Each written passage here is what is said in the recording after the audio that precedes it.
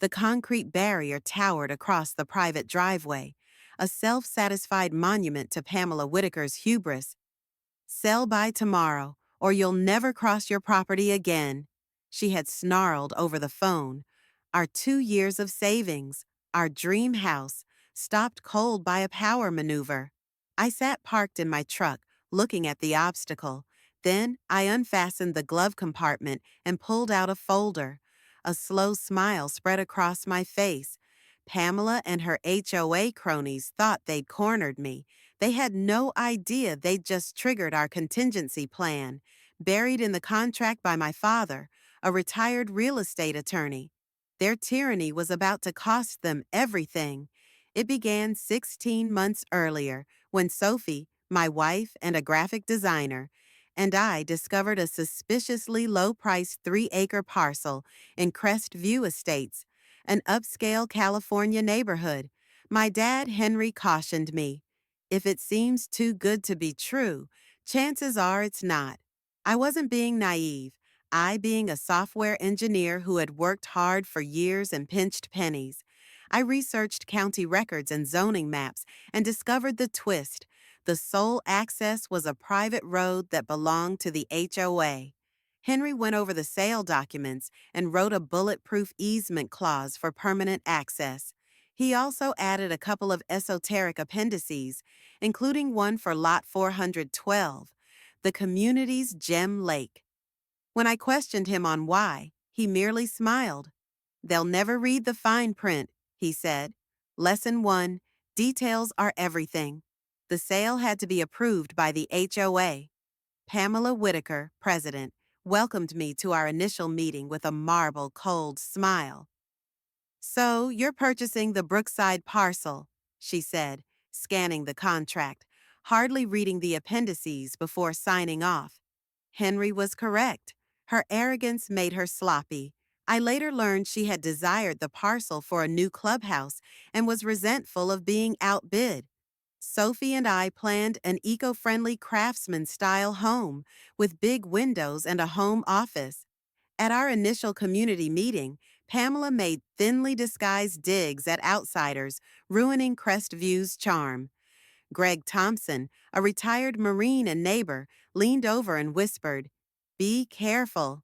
This HOA plays hardball." I initially dismissed it. Our contract was ironclad. But then I heard Pamela and Victor Hayes, the vice president, talking in the parking lot.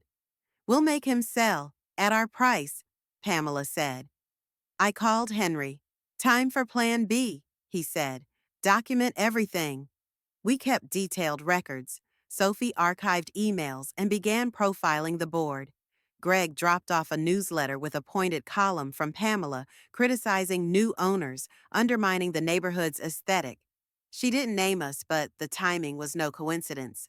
The trouble mounted when we submitted a building permit application.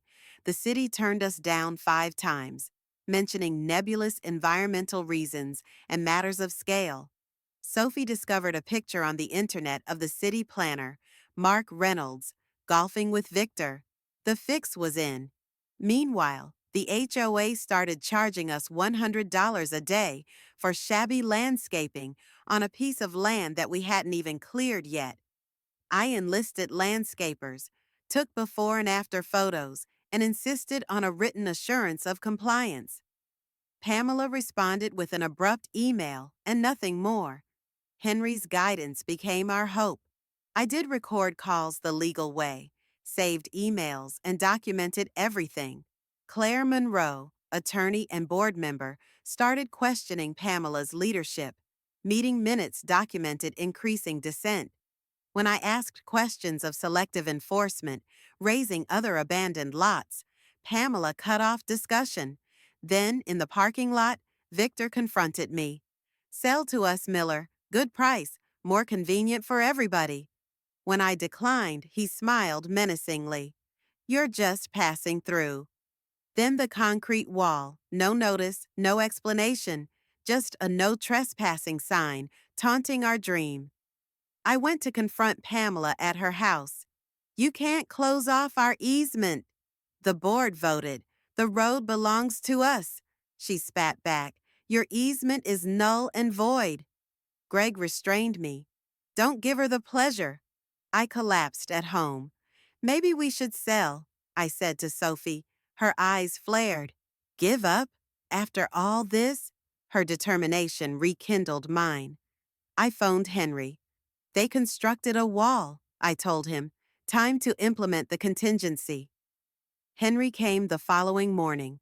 At breakfast, he unfolded our contract and turned to Appendix 7, an alternative easement across Lot 319, which sliced straight through the center of Crest View and right by Pamela's, Victor's, and Linda's houses. They had signed it. Too proud to read the fine print, we sent them certified letters triggering the alternate easement. The map included demonstrated a future road cutting through their manicured lawns. Pamela panicked and called. An emergency HOA meeting was called. The community center was packed that evening. Victor brought their attorney. But Henry, with decades of real estate litigation under his belt, dismantled each argument. Claire got up and spoke to the room. The Millers have every right legally to enter their property. Victor snapped. Whose side are you on? The residents grumbled. Pamela's mask broke. We're defending property values, she shrieked. I explained coolly the aftermath. Months of construction trucks coming through the community, through their backyards. Later, Pamela made me an offer in secret, money and approval to construct a clubhouse, if we sold. No, I replied. This is my home, not a pawn. The following week, our building equipment was vandalized. Surveillance video traced the suspects to Apex Construction, a company associated with Pamela's previous real estate colleagues. I made a police report. Sophie and Claire, meanwhile, posted leaked financial reports revealing Pamela and Victor had spent HOA money inappropriately. That was the last straw. The HOA capitulated. The wall was demolished. They reinstated our access, rescinded all fines, reimbursed penalties, and promised to resign. On one stipulation, we waive the right to Lot 412. But then Greg, our vigilant friend, discovered a hidden zoning plan. Mark Reynolds was rushing through a scheme to rezone our property as a conservation area, prohibiting all building. What the board did not know was that Appendix 7 contained a final stipulation. If our lot were rezoned, we would take possession of Lot 412, the lake. At the following HOA meeting, I brought it all. The wall, the sabotage, the conservation zoning hoax, and then I disclosed the lake clause. Pamela's face fell. Fraud, she bellowed. Victor attempted to charge me with lying, but Claire and her lawyer friend verified the legitimacy of the contract. The neighbors stormed out. The vote was instant, near unanimous. The whole board resigned. Pamela swept past me, her tone low and acerbic. You've ruined everything. All we ever asked for was a home, I said. Claire nodded. Now we start over. Epilogue. 3 months afterward, the framing of our house stood tall. Claire, who was now HOA president, rolled back excessive rules and opened books to public review. Pamela and Victor slipped away from Crest View. Mark was subjected to an ethics investigation. Linda vanished from community activity. At our housewarming, neighbors sat around the fire pit. Kids played by the lake. A new sign read, Miller Family Gift. Pamela's attorneys called for its removal. I threw their letter away. Sophie toasted on our new porch. To details and to Miller's. Crestview was finally in bloom, fairer, freer, and stronger than ever. Our struggle hadn't just been about us.